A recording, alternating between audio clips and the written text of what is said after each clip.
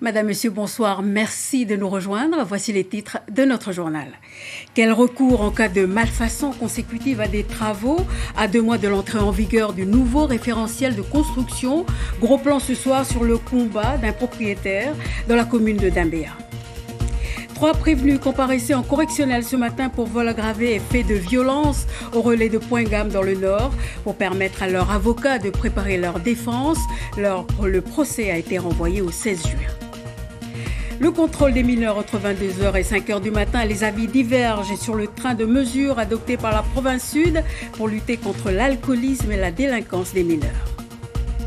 Et puis 2e jour de déconfinement en métropole et le soulagement affiché des commerçants et de leur clientèle pressés de faire les boutiques pour les uns et la joie de retrouver leur emploi pour les autres.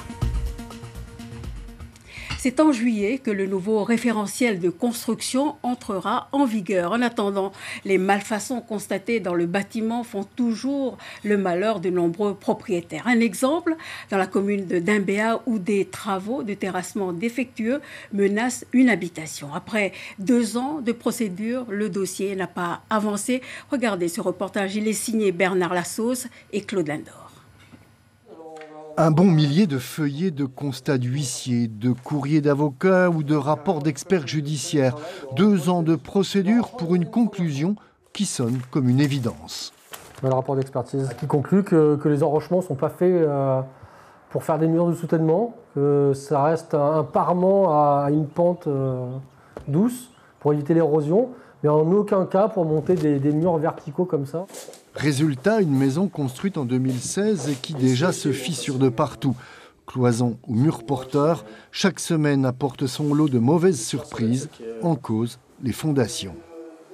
Oui, donc là, et puis là on voit bien la fissure qui dit que le terrain est encore prêt à finir de tomber. Et puis là on est au niveau des fondations de la maison et de la dalle. Un terrain dont une partie s'est affaissée il y a 2 ans, laissant ses poutrelles en béton surplomber le vide. C'était un deck, il y avait un deck tout ici, qui arrivait jusque là. Et puis après il y avait l'enrochement qui tombait sur 3 mètres, avec une autre plateforme et un autre enrochement de 3 mètres. Et tout est parti. Manifestement, cet enrochement instable est à l'origine du sinistre. Et la société qui a réalisé les terrassements pointe aux abonnés absents. Elle est en liquidation aujourd'hui. Le problème c'est qu'on ne sait pas si elle était assurée à ce moment-là. On n'a pas de facture, on ne veut pas nous donner de facture parce qu'on ne sait pas ce qu'ils ont fait pendant le terrassement. Donc on attend, et le problème c'est qu'aujourd'hui personne ne veut payer. Quid alors de la garantie décennale censée couvrir ces malfaçons? Les travaux de soutènement, etc.,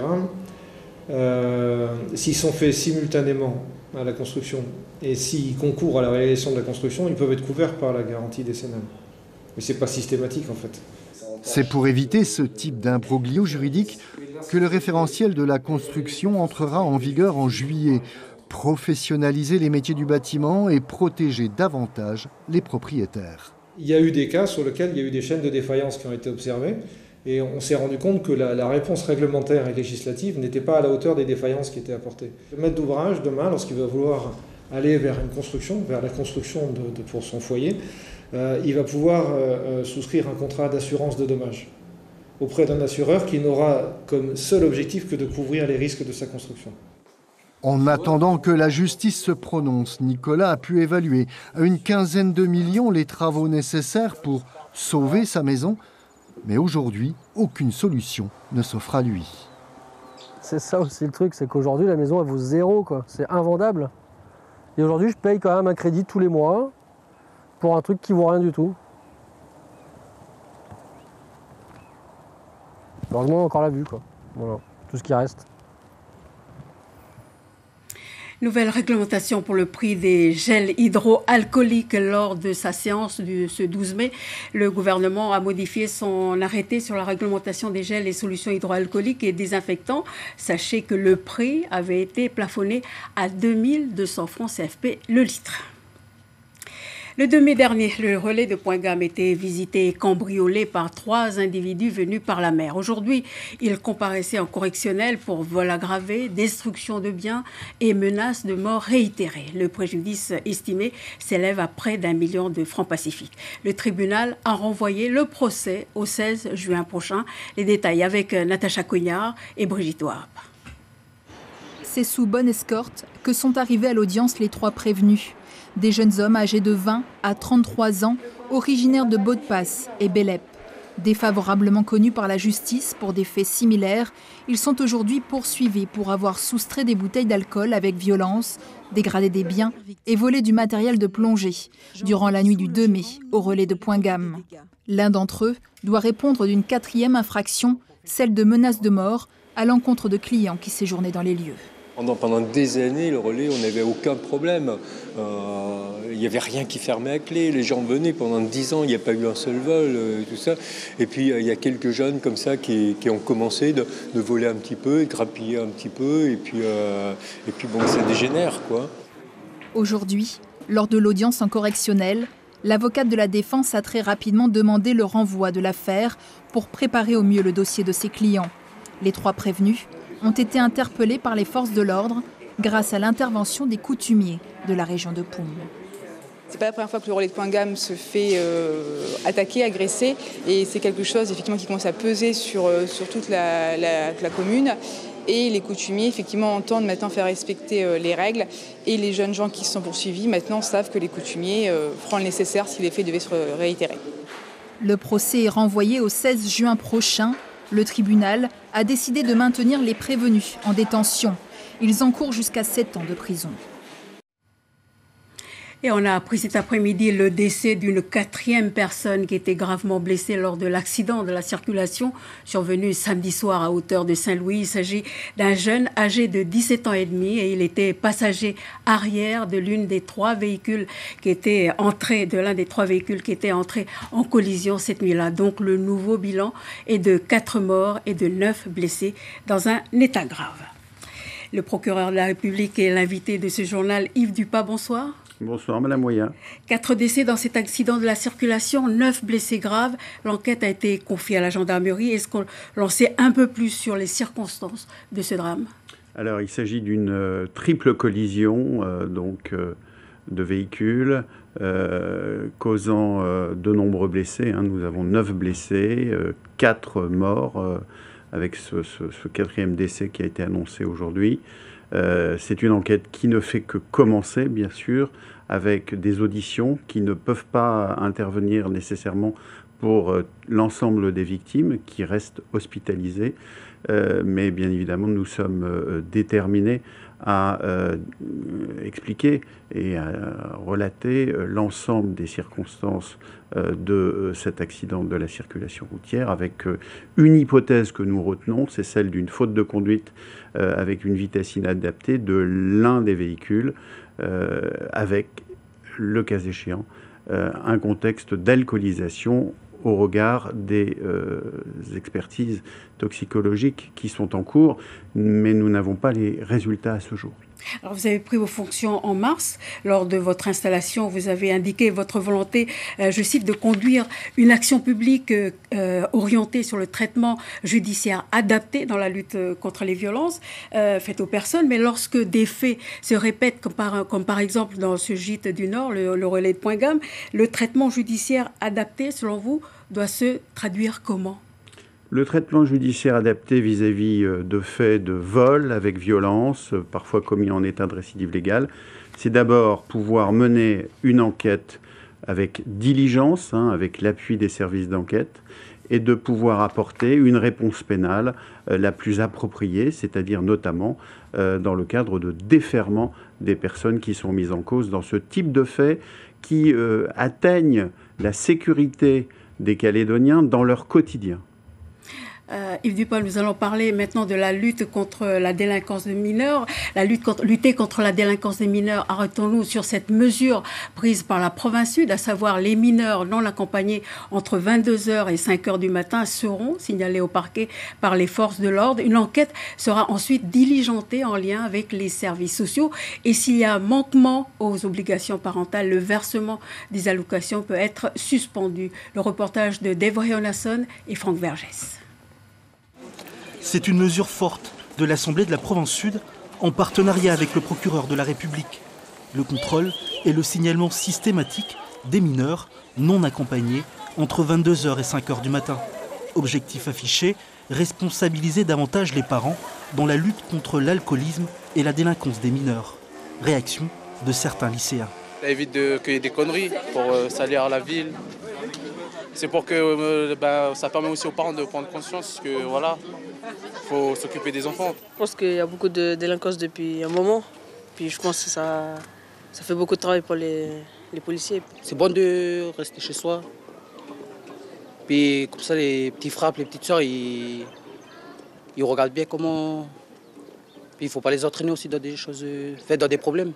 Les parents, ils se plaignent tout le temps aussi de la délinquance. Alors moi, je trouve que c'est une très bonne idée. Comme ça, la délinquance va au moins essayer de se calmer. Parce que nous aussi, dans notre quartier, il y a trop de délinquance. Ma mère, elle ne veut pas me laisser sortir pour ça. Mes parents, ils se plaignent tout le temps. D'autres, par contre, se questionnent sur l'efficacité de la mesure et son encadrement. J'ai pas tout compris parce que est-ce qu'on peut sortir en voiturette? Enfin, est-ce que si on nous contrôle en voiturette, est-ce que c'est... Alors pourquoi on ne devrait pas sortir entre 5h, entre 22h et 5h et le reste de la journée on pourrait sortir, enfin je sais pas, c'est bête, toute la journée on peut se réunir, enfin il y a de la délinquance même la journée quoi. Certaines associations de parents d'élèves, elles, regrettent ne pas avoir été consultées. Ces mesures pour moi elles sont inquiétantes. C'est-à-dire inquiétantes, c'est parce que justement, est-ce que ces mesures sont adressées au quartier populaire ou au quartier sud? Mon inquiétude est là. Sur le fond, ce contrôle des mineurs de 22h à 5h du matin nous convient bien parce qu'il faut quand même qu'un jour ou l'autre on règle le problème. Par contre, là où on est un petit peu plus réservé, c'est en ce qui concerne la suppression des allocations familiales, puisque c'est ça le sujet. Donc je crois que dans un premier temps, il va falloir vérifier que ce ne soit pas des cas de récidive, pour qu'on ne sanctionne pas aveuglément, et que quelque part, vérifier que les parents jouent le jeu.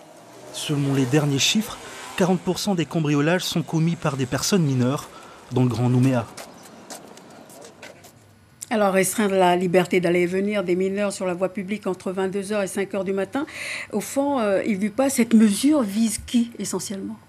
Alors, c'est d'abord tout sauf un couvre-feu qui a une résonance un peu liberticide. Non, c'est un ensemble de mesures que nous avons décidées avec la présidente de la province sud au titre de l'assistance éducative, pour que chacun puisse prendre ses responsabilités, et notamment d'abord, en premier lieu, les parents. Ce dispositif permettra de contrôler les mineurs entre 22h et 5h du matin qui sont en situation d'errance dans la ville, dans le Grand Nouméa. Et on sait qu'ils sont nombreux, qui s'exposent à des conduites addictives, alcool, stupéfiants, et qui parfois basculent dans la délinquance et notamment dans les cambriolages. Donc c'est une mesure de protection au service des jeunes, dans l'intérêt des jeunes, pour aider les parents et pour déclencher non pas une enquête, comme vous avez pu le dire tout à l'heure, mais une évaluation sociale familiale qui peut déboucher sur des mesures d'accompagnement judiciaire donc, de ces jeunes et de leurs familles. Donc d'abord la protection, d'abord l'aide et l'accompagnement des familles et de ces mineurs qui sont en difficulté. C'est leur avenir qui est en jeu, c'est aussi l'avenir du territoire. Fin avril, lors de son audition devant la délégation Outre-mer de l'Assemblée et répondant à une question posée par le député Philippe Dunoyer, la garde des Sceaux, Nicole Belloubet, a reconnu qu'en Nouvelle-Calédonie, pendant le confinement, le nombre de signalements a augmenté s'agissant de l'enfance en danger. Qu'en est-il, Yves Dupas? Est-ce que les forces de l'ordre sont intervenues? Est-ce que le parquet a été saisi de ces signalements? Alors, pendant la période de confinement, les services d'enquête, les services de police, de gendarmerie, le parquet, les magistrats du parquet, du siège, les fonctionnaires de greffe sont restés très mobilisés pendant la période de confinement pour justement examiner et traiter ces procédures de violence intrafamiliale. Vous savez que ces faits ont augmenté de 20% en 2019 et pendant cette période de confinement, effectivement, nous avons eu une augmentation relative, certes, mais une augmentation de ces faits qui ont conduit à des mesures de déferrement, notamment, à des décisions, donc, y compris dans le cadre d'une comparution immédiate. Donc nous avons traité ces situations parce que, bien évidemment, elles justifient ce traitement judiciaire rapide et adapté. Yves Dupas, merci d'avoir accepté notre invitation. Merci à vous. Politique à présent, l'avenir en confiance dresse un bilan satisfaisant de sa première année de mandature. Un an tout juste après sa victoire aux élections provinciales dans le Sud, le groupe loyaliste est revenu sur ses réalisations en dépit des obstacles rencontrés. On écoute Naya Wateou, chef de groupe de l'avenir en confiance à l'Assemblée de la province Sud. On avait 12 mesures prioritaires sur lesquelles on s'était engagé tout au long de la campagne et durant cette première année à pouvoir réaliser, tant sur le plan de l'économie, sur l'éducation, sur la santé. Sur ces 12 mesures prioritaires, à aujourd'hui, on a 8 mesures qui sont soit réalisées, soit en cours de réalisation. Ça va de l'économie, comme je vous disais, avec le remboursement des 4 milliards sur la TGC, c'est la sauvegarde de notre économie, c'est l'accompagnement qu'on a pu mettre en place aussi auprès de nos entreprises avant la crise, pendant la crise. La gratuité de la cantine, on en reparle ce soir. La province Sud indique aujourd'hui qu'elle maintient son effort, bien que, je cite, cela ne soit pas de sa compétence. La subvention de 1,1 milliard est maintenue en faveur des communes qui le souhaitent pour leur permettre d'offrir la gratuité de la cantine l'an prochain pour les élèves boursiers. L'après-confinement, c'est aussi pour le RSMA, le régiment du service militaire adapté, à redémarrer ses activités le 4 mai, avec en plus l'intégration des gestes barrières, tant pour les formateurs que pour leurs stagiaires. Reportage de David Sigal et Camille Monnier au RSMA des Koumak. Christophe Pamoualoun retrouve avec plaisir sa formation agricole. Ça fait du bien. Franchement, à la maison, on n'était pas... C'était un peu compliqué de rester à la maison. La crise sanitaire passée, ces jeunes ont réintégré depuis une semaine le régiment du service militaire adapté. Une adaptation qui n'a jamais été autant d'actualité. Les gestes barrières sont désormais intégrés dans les formations. Ici, pour la distanciation, une personne par rang de légumes. Les encadrants ont aussi décidé de renforcer la section maraîchage. Objectif, répondre à un besoin révélé durant le confinement, l'autosuffisance alimentaire. Et les plantes se parlent entre elles et tout. Tout un réseau de racines dans la terre. Il y a des niveaux de terre, on a appris ça avec les caporaux-chefs de la MDT, mais du SMA. Voilà. C'est large, hein, il y a plus de choses encore à apprendre. Hein. Le Covid-19 a bouleversé le cursus de ces futurs auxiliaires d'autonomie. Avant la crise, Jamila Moé-Amou était en stage en EHPAD pour finir la formation. À présent, elle va devoir prolonger son séjour au RSMA. Un mois de confinement, du coup, je suis obligée de prolonger encore ma formation pour 4 mois encore de formation. Et puis je referai encore des stages, mais là, ça sera, parce que les structures ne vont pas nous réaccepter. Parce qu'il y a déjà des autres stagiaires qui sont déjà prises. On ne sera pas repris dans les mêmes structures qu'on avait demandé à faire le stage, en fait. Sur le territoire, de nombreux secteurs sont en crise, comme le bâtiment et la restauration. Le RSMA a donc trouvé une alternative. Nous avions des formations qui nécessitaient d'aller faire des périodes d'application en entreprise que nous ne pouvons pas faire actuellement. Les entreprises redémarrent un petit peu difficilement en ces temps-ci, donc nous avons réinternalisé les formations, comme c'est le cas ici par exemple, où les jeunes apprentis cuisiniers travaillent à notre profit et au profit des équipes qui restaurent actuellement le SMA et font leur stage chez nous. Le défi imposé par le Covid-19 est aussi logistique. Le régiment va devoir intégrer en 2 mois l'équivalent de 3 mois de nouvelles recrues. En métropole à présent, le déconfinement a fait revenir les clients à leurs habitudes dans les centres commerciaux. On y vient seul ou en famille pour faire ses achats ou tout simplement se promener. Mais les habitudes ont été vite rattrapées par les mesures sanitaires et ces gestes barrières. Le reportage de France 2. C'était une réouverture très attendue après 2 mois d'attente. Dans ce centre commercial de Toulon, 32 000 m², 44 boutiques ont levé leurs rideaux. Les clients étaient impatients. On était pressés de revenir, de refaire les boutiques. Oh bah, ça fait du bien, quoi, en fait, on revit. Donc je suis allée acheter 2 beaux t-shirts. C'est important de pouvoir retrouver le centre commercial, retrouver nos petites habitudes qu'on avait perdues. Côté commerçant, mesures de précaution en vigueur. Dans ce magasin, sens de circulation, désinfection, marquage au sol. Pour éviter tout contact entre les clients, certaines cabines d'essayage sont même condamnées. Le masque est obligatoire pour les salariés, conseillé pour les clients. Avec la reprise, cette enseigne espère limiter la casse et réduire son manque à gagner à la fin de l'année. C'est ouf de soulagement, oui, tout à fait, parce que 1 mois et demi, 2 mois sans travailler, ça commence à faire long pour beaucoup de monde. Donc on est content de reprendre. Pour le directeur de la galerie marchande, c'est le casse-tête pour réguler le flux des clients. 6500 personnes maximum autorisées à entrer, c'est 3 fois moins que d'habitude. Nous pouvons accueillir maximum 6500 personnes en même temps dans le centre commercial. Et aujourd'hui, on est à 1671 à l'instant où on se parle. Des capteurs laser pour compter les allées-venues et 182 caméras de surveillance. Scrutées avec attention. Les endroits stratégiques qu'on est obligé de vérifier en permanence, c'est comme ici, vous voyez, au niveau des accès. Qui nous permet relativement de voir des distanciations. Ces 2 clients sont jugés trop proches. La personne qui est en train de manger sur le banc. Et normalement, il faut rappeler les consignes. Immédiatement, un agent de sécurité va les séparer. Pour cette première journée, 15 500 visiteurs ont déambulé dans ces galeries. Un retour prudent, c'est 20% de moins par rapport à l'année dernière. Et puis en Polynésie, avec le déconfinement, les familles ont retrouvé les joies de la mer et de la pêche. La pêche aux cigales de mer, par exemple, elle se pratique de nuit, non loin des platiers et de préférence lorsque la marée est basse. Le reportage de nos confrères de Polynésie la première.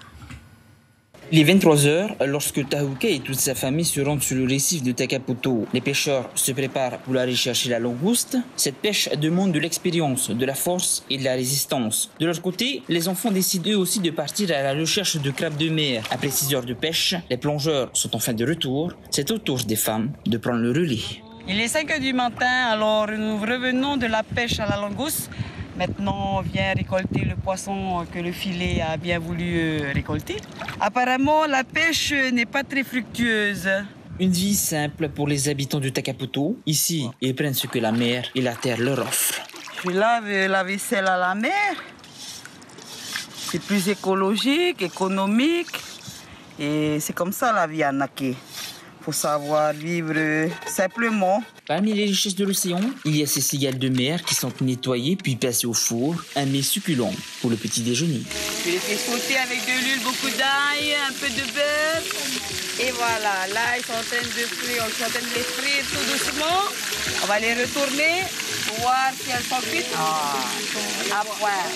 Ce matin là, on est en train de cuire les cigales de mer pour pouvoir manger et continuer la journée. La journée continue pour ces pêcheurs autour d'une table, un déjeuner royal, en admirant ce paysage tout droit sorti d'une carte postale. Avant de nous quitter, je vous rappelle le titre principal de ce journal. C'est en juillet que le nouveau référentiel de construction entrera en vigueur. En attendant, les malfaçons constatées dans le bâtiment font toujours le malheur de nombreux propriétaires. Un rendez-vous à noter demain à 7h. L'invité de la matinale radio sera Christophe Lefebvre, directeur du syndicat mixte des transports urbains. L'invité de Charlotte Mestre reviendra sur le retour à la normale sur le réseau Taneo après le confinement. Et puis en télévision ce soir, le magazine Itinéraire qui vous proposera de découvrir le French Mayor australien. Bertrand Cadar a choisi de tirer sa révérence à sa façon. Condamné par une maladie incurable, il a décidé d'organiser une veillée funèbre de son vivant. Rendez-vous à 20h ce soir en télévision. Voilà, c'est la fin de ce journal. Merci à tous de l'avoir suivi. Excellente soirée sur la première et à demain.